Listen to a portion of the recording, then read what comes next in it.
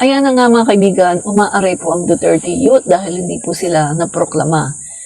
Dito po sa Pilipinas Today, sabi po dito, sa proclamation ceremony na ginanap sa 10th City ng Manila Hotel ngayong Lunes, Mayo 19, inanunsyo ni Commission on Election, COMELEC Chairman George Erwin Garcia na suspendido ang proklamasyon ng mga nominees ng Duterte Youth at Bagong Henerasyon Party List dahil sa umano'y grave violation election laws. Samantala, naiproklama na ang Kabataan Party List at deserve naman ang binitiwang salita ng first nominee ng partido na si Rene Co bilang reaksyon sa pagkasuspinde ng proklamasyon ng Duterte Youth. Ayon sa petisyon, inihain ni na Rhea Beatriz Magtalas, Abigail Alelitan, Reynaya Punzalan at Onel Ross Angkos.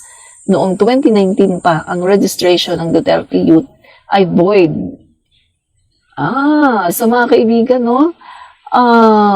Ang dahilan po, no, na kaya hindi muna sila prinoklama ay dahil po sa nakabinbin na kaso noong 2019. At narinig ko po yung sinabi po ni COMELEC Chairman na hindi naman po dinideny na sila ay nanalo. Pero ang sinasabi po dito ni COMELEC Chairman Erwin Garcia ay ibininbin lang muna ang kanilang proklamasyon habang dinidinig pa o didinggin pa yung reklamo, yung kaso na isinampa sa kanila, no?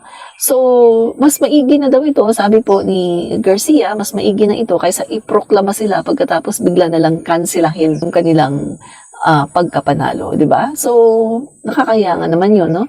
So, sinisigurado po ni COMELEC Chairman Garcia na sila ay mapoproklama kung maklear po yung nakabinbin na reklamo dito po sa Duterte Youth, no? So yan po ang malinaw dito.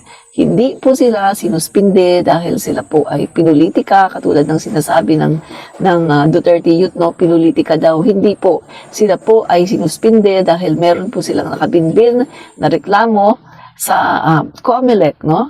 Noong 2019 pa lamang. At ayon po din kay Garcia, kailangan po munang i-address ito kasi ito po ay magiging parang multo na hahabul-habulin sila sa tuwing merong mga eleksyon. So dapat naman talaga na ma-address ito para clear po, no, yung mga nakaupo natin ay wala pong problema at wala po silang mga kaso or reklamo na kinakaharap. Dapat maging clear muna po, no?